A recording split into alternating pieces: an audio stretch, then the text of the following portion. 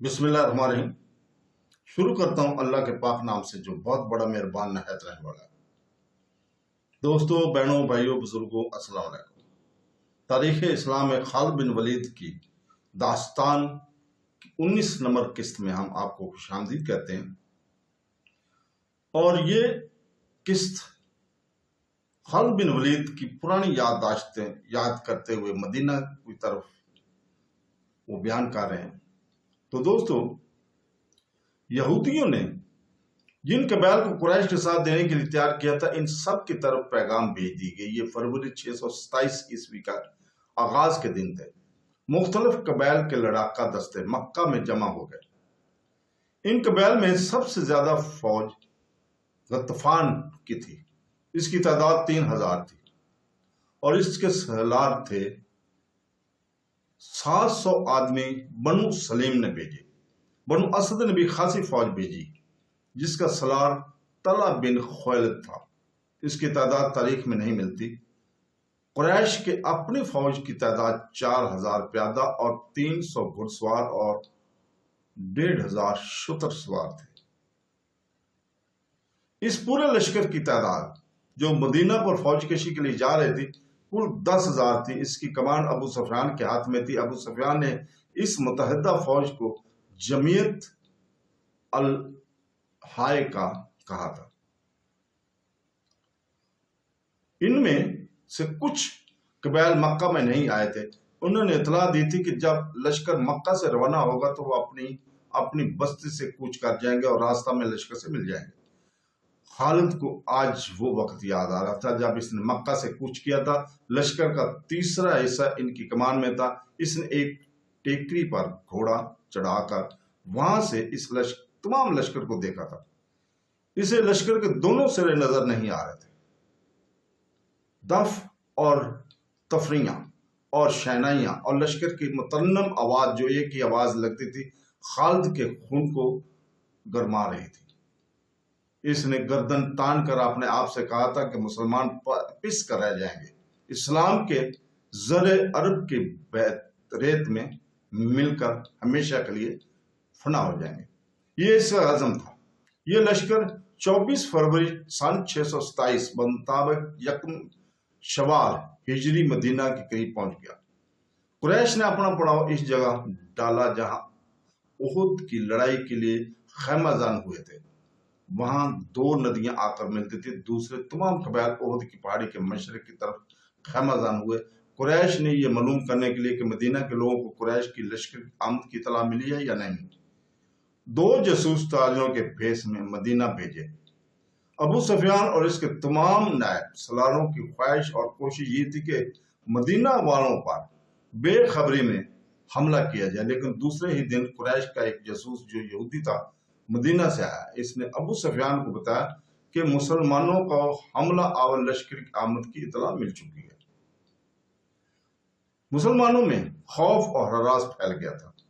इस यहूदी जासूस ने बताया कि सारे शहर पर खौफ तारी हो गया था, लेकिन मोहम्मद सल्लल्लाहु अलैहि वसल्लम और इसके करीबी हल्के के आदमियों की ललकार पर मुसलमानों के दिल मजबूत हो गए।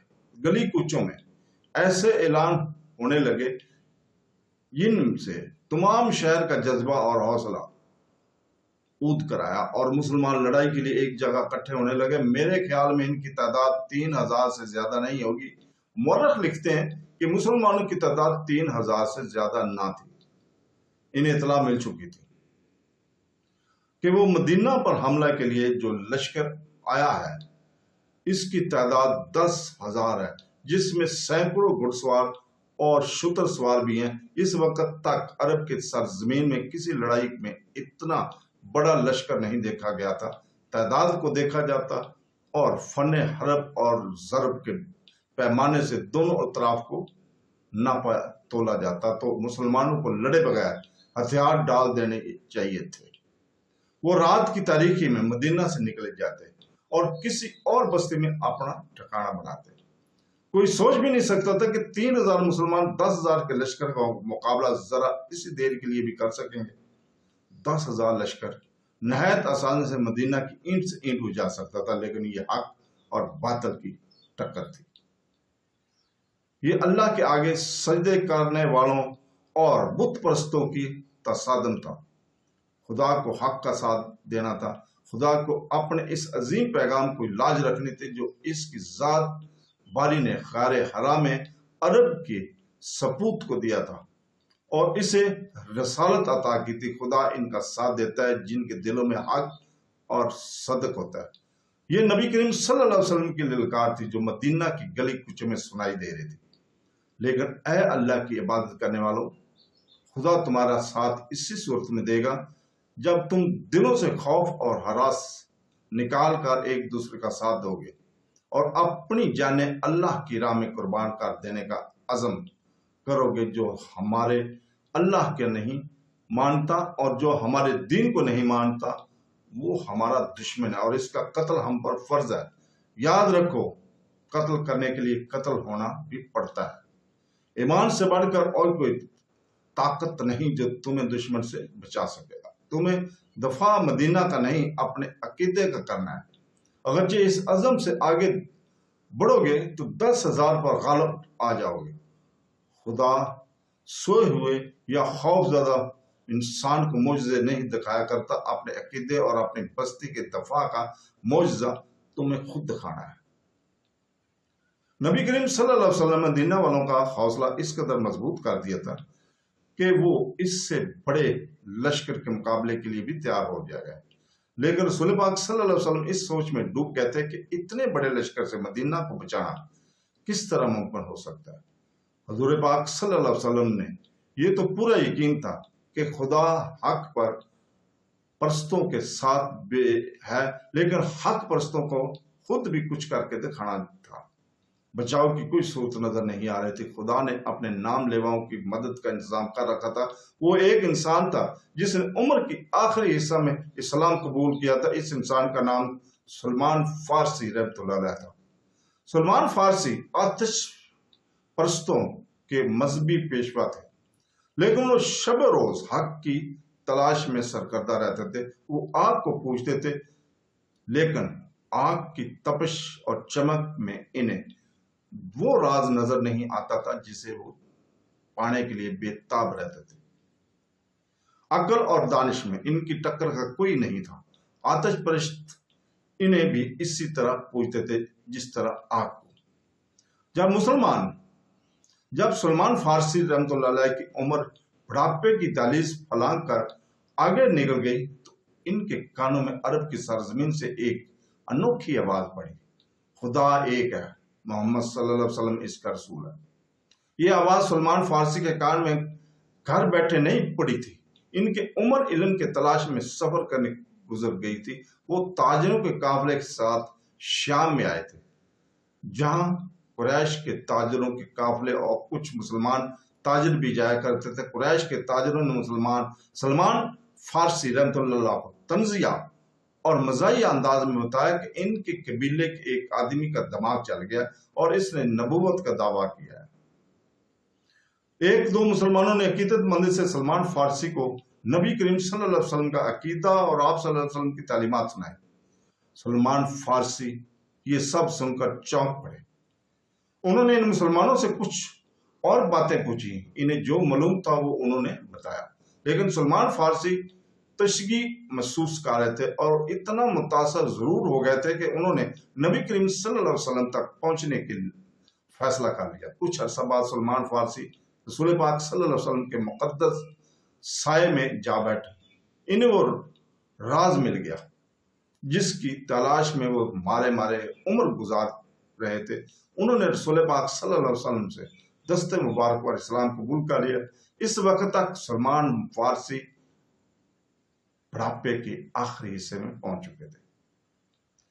اپنے ملک میں سلمان فارسی صرف مذہبی پیشوا ہی نہ تھے، وہ جنگی علوم کے ماہر تسلیم کیے جاتے تھے۔ اس دور کے مذہبی پیشوا بھی جنگ و جدل اور سپاہ گری کے ماہر ہوتے تھے، علم و ادب کے عالم بھی سپاہی ہوتے تھے۔ لیکن سلمان فارسی کو خدائے ذوالجلال نے جدل کے امور میں غیر معمولی ذہانت دی گئی تھی۔ اپنے ملک میں جب کوئی لڑائی ہوتی تھی یا دشمن حملہ آور ہوتا تھا تو سلمان فارسی وہ بادشاہ طلب کر کے صورتحال ان کے آگے رکھتا اور مشورے لیتا تھا۔ نامور سالار بھی ان کے شاگرد تھے۔ وہ سلمان فارسی اس وقت مدینہ میں رسول پاک صلی اللہ علیہ وسلم کے صحابہ کرام میں شامل تھے۔ رسول اکرم صلی اللہ علیہ وسلم نے یہ صورتحال جو قریش نے آپ صلی اللہ علیہ وسلم کے لیے پیدا کر دی تھی، سلمان فارسی کے آگے رکھی۔ خندق کھودو جو سارے شہر کو گھیرے میں لے لے۔ سلمان فارسی نے کہا، رسول پاک صلی اللہ علیہ وسلم اور وہاں بیٹھے ہوئے تمام صحابہ کرام اور سالار ایک دوسرے کے منہ کی طرف دیکھنے لگے کہ سلمان فارسی نے یہ کیا کہا ہے اور کیا کہہ دیا۔ عرب خندق سے واقف نہیں تھے۔ فارس میں جنگوں میں خندق کا رواج تھا۔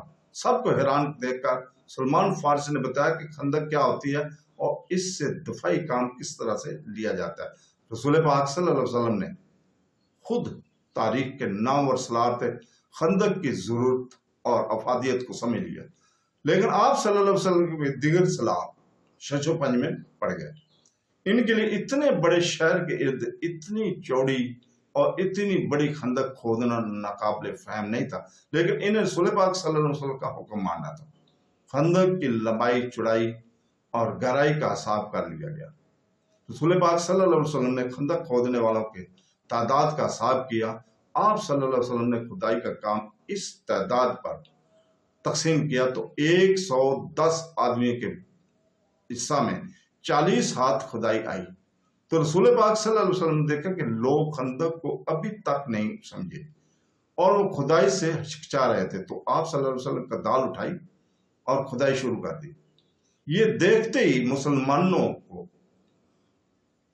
مسلمان کندھالے اور بیلچے لے کر نعرے لگاتے ہوئے زمین کا سینہ چھینے لگے، اور ادھر سے اس وقت ایک شاعر حسان بن ثابت آ گئے۔